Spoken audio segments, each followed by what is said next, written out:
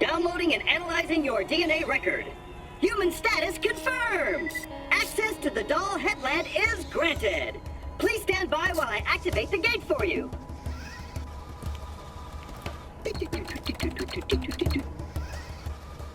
And yes! You are now free to enter the Doll Headland.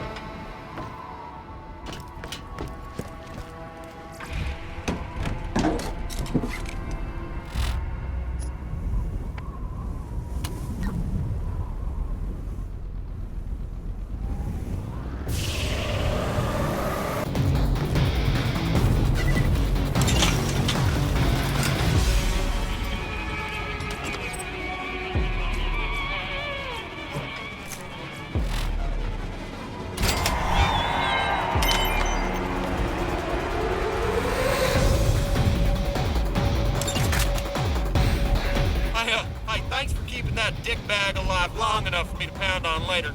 Much as it pains me to admit, Luckin knows the area better than anyone. I want to use him while he's alive for me not having killed him and all.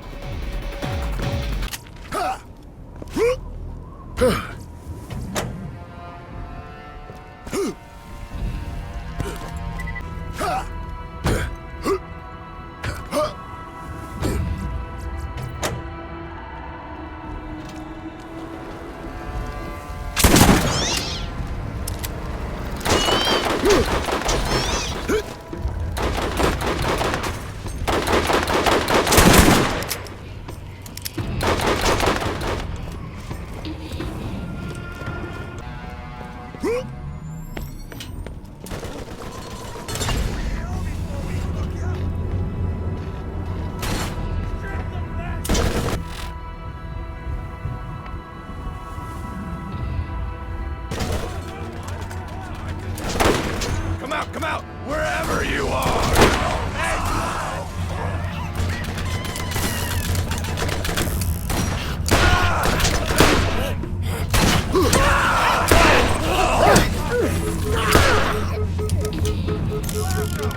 You'd better run!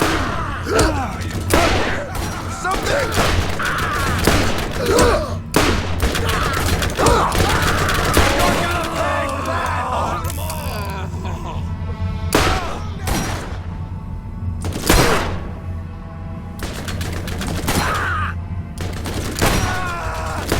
Cover me!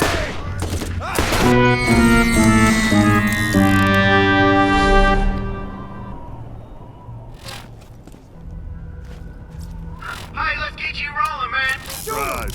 Kill them all!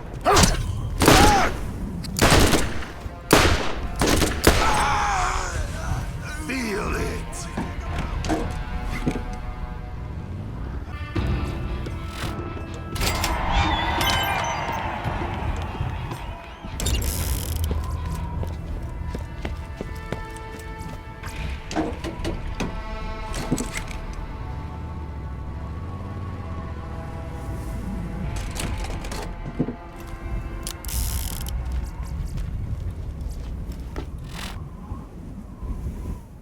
Greetings, traveler! New missions are available at Lucky's Bounty Board!